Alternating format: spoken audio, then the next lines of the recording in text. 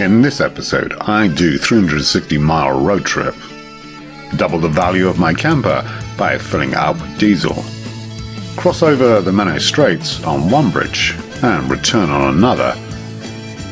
Ask if this is the best road trip in the country or world, and wonder if there can be too many castles for a vacation. Welcome to the Snowdon 360 road trip. In March of 2020, North Wales launched a road trip to rival Scotland's NC500 and Ireland's Wild Atlantic Way, and to hopefully cash in on their success. So, is it one of the best road trips? Well, we will see.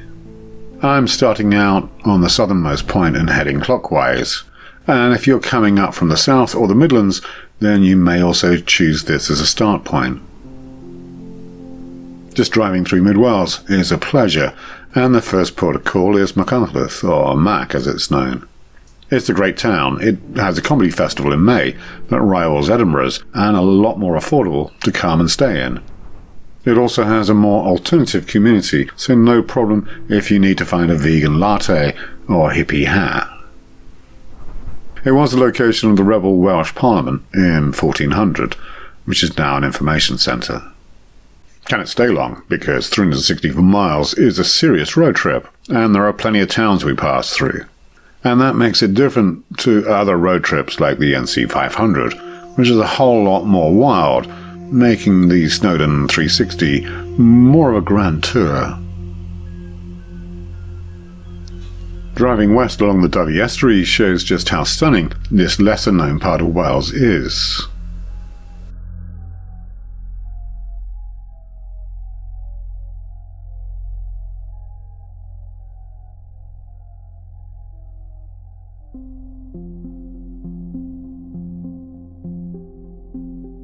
Dyfi is just on the southern edge of the Snowdonian National Park.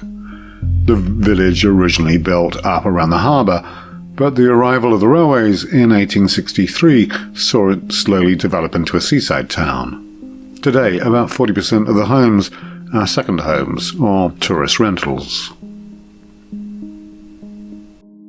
From here we head north and follow the mile after mile of golden sands and dunes, which in the Welsh is called Llyn, which just so happens to be the next town.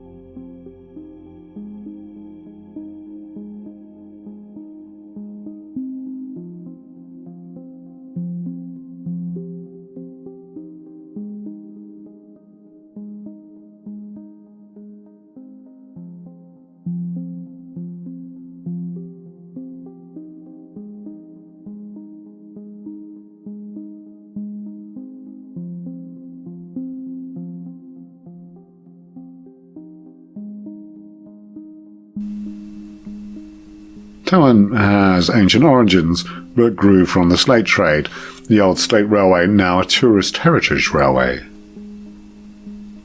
And there's also an independent cinema. The old hotels demonstrate the importance of tourism in Victorian times. It also has an ancient church which is worth a visit.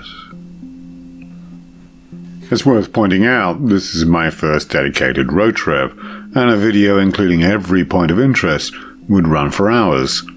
So you'll have to excuse me as we progress to perhaps be a little light on detail. Which brings up the question as to what is a road trip? What is the point?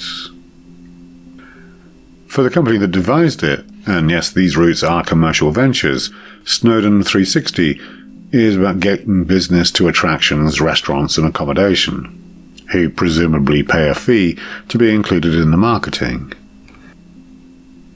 Using the NC500 as a comparison, people of course do that route for any number of reasons, such as driving or a cycling endurance, where attractions are irrelevant, or as a guided tour, a framework to arrange their week. Weekend bikers may be more interested in the challenge of the road, the spectacular views, and the coffee shops en route. My journey is about evaluating the route as a whole. Does it have that special something that I know the NC500 and the Wild Atlantic Way have? What makes a road trip a road trip? A nebulous question that I'm afraid will probably produce a rather vague answer. If you love great railway journeys, then the route follows one of the best. The Aberystwyth line to Pwllheli hugs the coast and with several trains a day makes for a great day trip.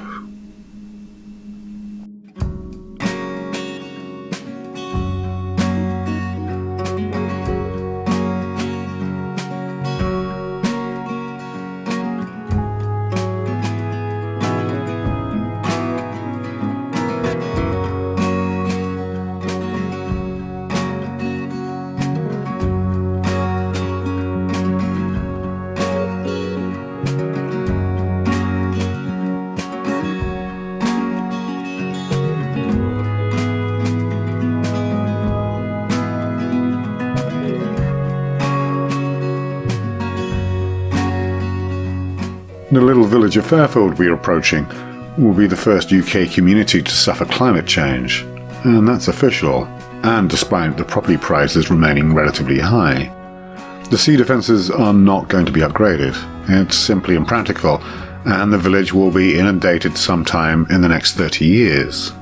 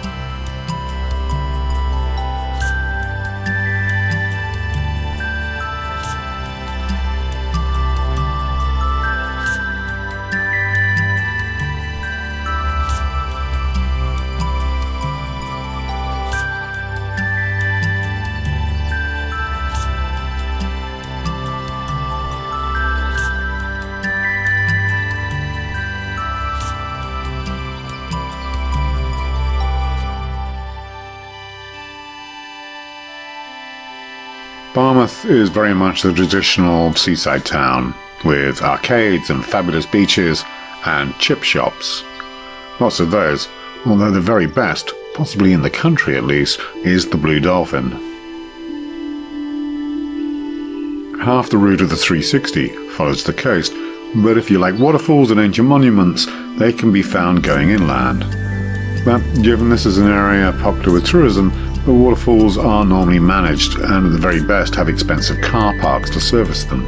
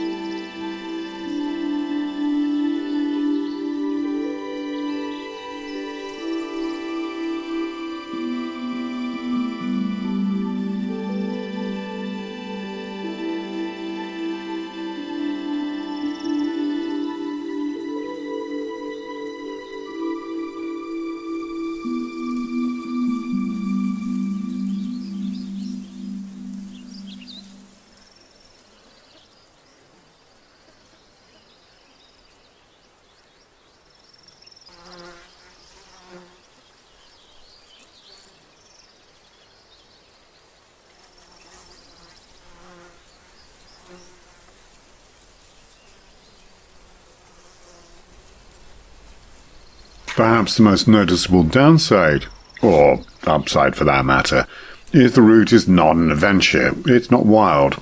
Shell Island, a popular camping site, although empty in late March, is packed over the summer. Which is fine if a camper or camping trip is one way you enjoy the company of others, but you'll be hard-pressed to find free camping spots in the summer months, and unlike Scotland, there is no right to wild camp, and even the right to roam is limited.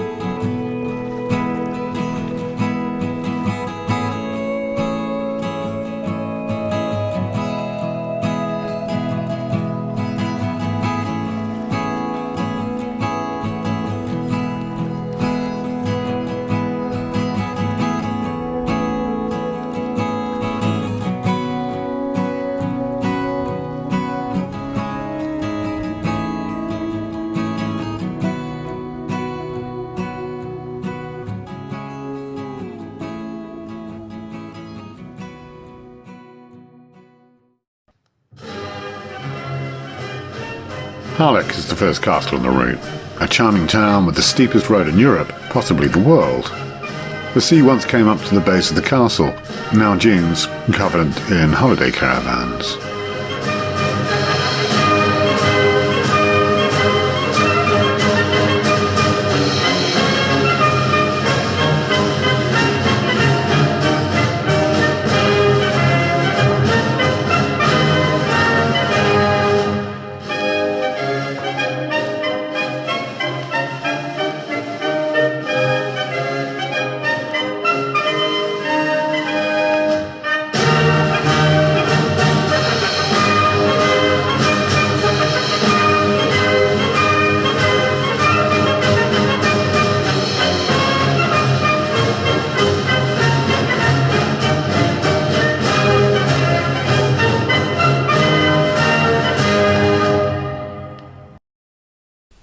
Caravan parks are an eyesore, but they have offered relatively affordable accommodation for visitors.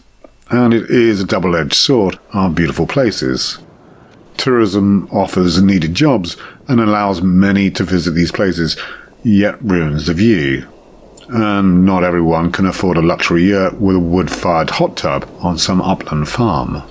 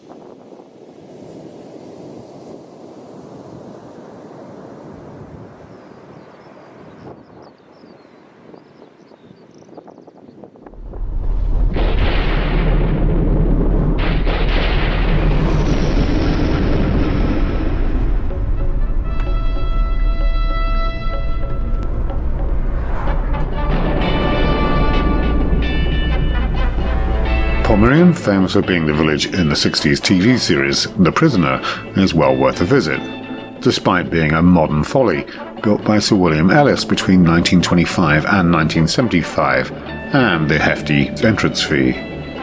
I snuck in with a small crew to do a guerrilla music video, which you can find in my archive.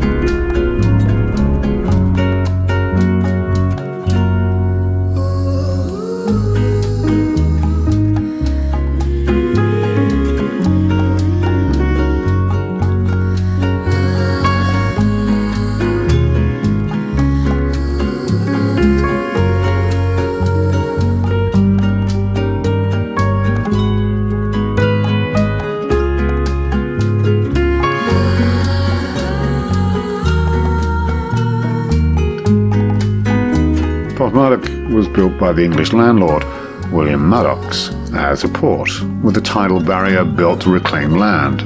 He was from Lincolnshire, where the practice has been going on from Roman times.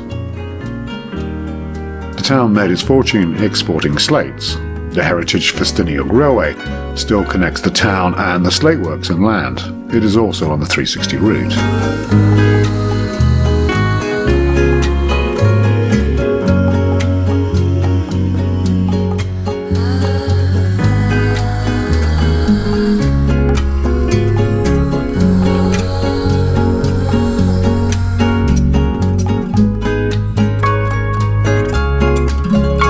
A little beyond Portmeirion is Blackrock Sands, which you can drive on, and illegally camp out of season, although it's pretty packed over summer. The claim to fame is these little caves being used in the 90s film First Night, where Richard Gere rescues Guinevere.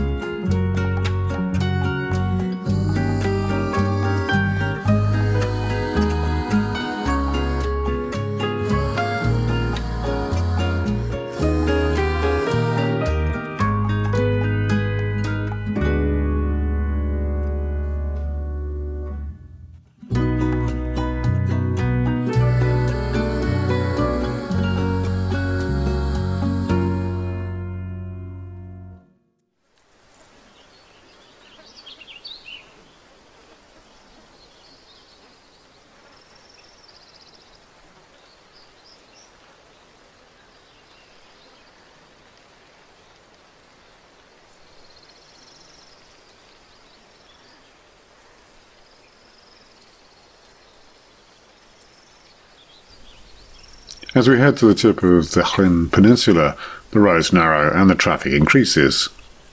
There are a lot of second homes and a lot of SUVs as their owners visit over weekends and holidays.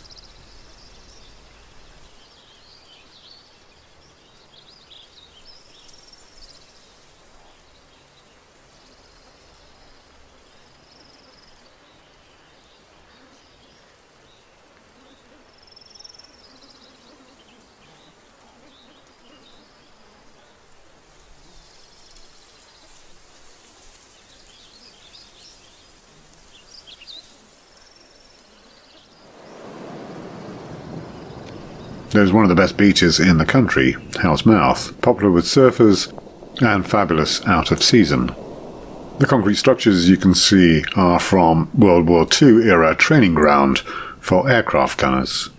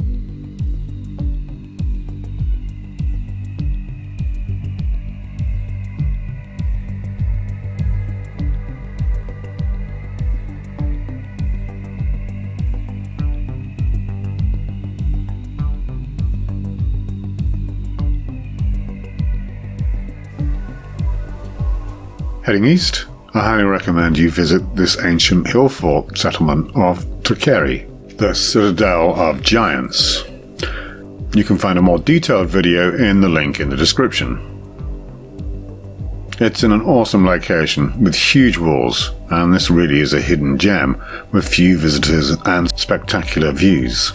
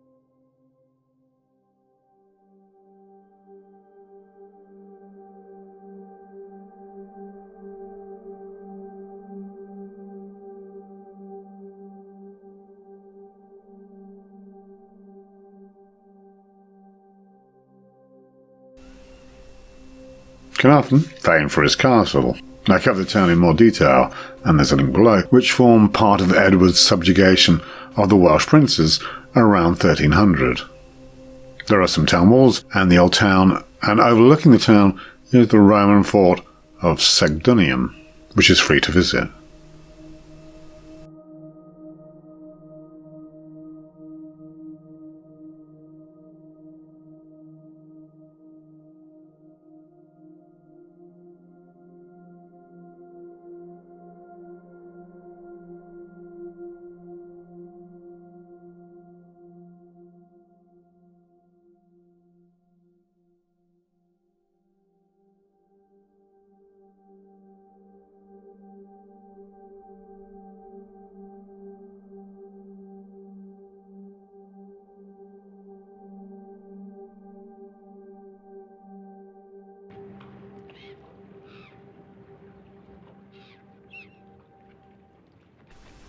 Crossing over the Menai Straits, this bridge was originally just a railway bridge, but following a fire, it was rebuilt with the trains being carried underneath the roadway. Anglesey was for a time neglected by tourists. As a child, I came here for a South catering holiday given it was cheaper than staying in Snowdonia National Park.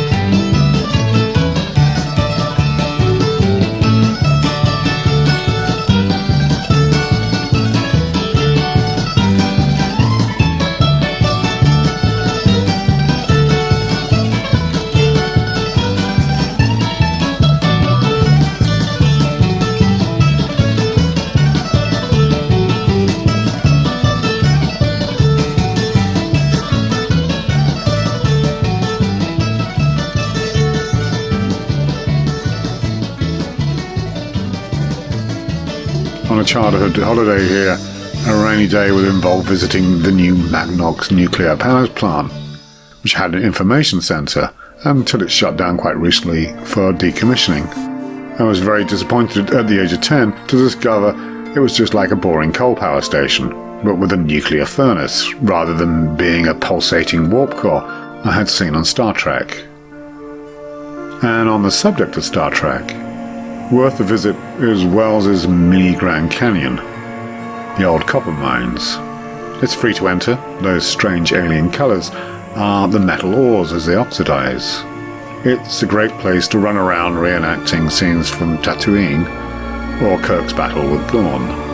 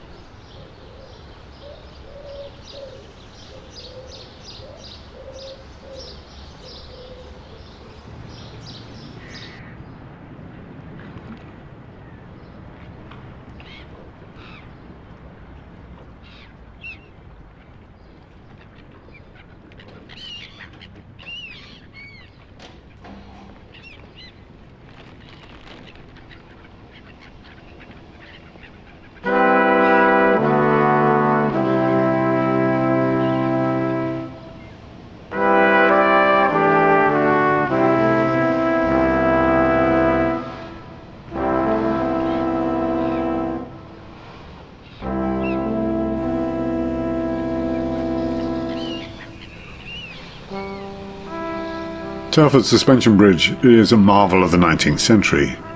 It was part of the larger project to build a highway from London to Holyhead and on to Bridge Colony of Ireland. Telford managed to reduce the journey time from 36 hours in 1808 to 26 hours in 1836. The modern A5 at 252 miles follows much of the route. The best bit makes its way through the centre of the Snowdonian mountain range, which we don't take on this trip.